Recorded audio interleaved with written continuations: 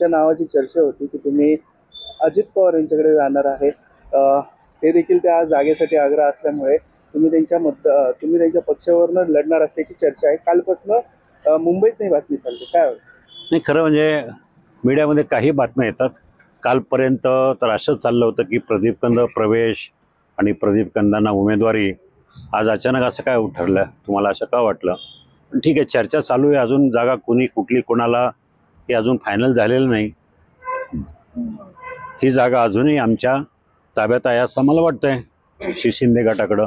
त्याचा फैसला आज रात्री किंवा उद्या होईल, तेव्हा कळेल. फैसला होईल, पण खरं तुम्ही त्याच चिन्हावर लढायचे इच्छुक आहात? हो, पण चिन्ह मला कुठलं मिळेल? समजा आमच्याकडे जागा राहिली तर दुसऱ्या चिन्हाचा काय विचार करू? समजा जर जागा ही सुटली शिंदे गटाला, तर मग मी घड्याळ का घेऊ? अच्छा. पण एकीकडे मोहिते पाटील असं म्हणतात की मी 20 वर्ष गेले त्यांच्याबरोबर संघर्ष करत आहे, त्यामुळे जर ते आले तर मी दुसरा विचार करेन. हा तो त्यांचा अंतर्गत प्रश्न आहे, त्यांनी बघावा. मला माहिती नाही त्यांच्याबद्दल, मी काय बोलू शकत नाही. अच्छा.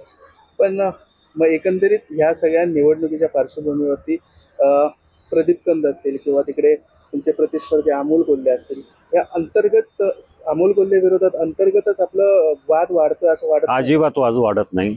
जागा प्रदीप कंद हे भाजपच आहेत, ते त्यांच्या प्रयत्न करतायत.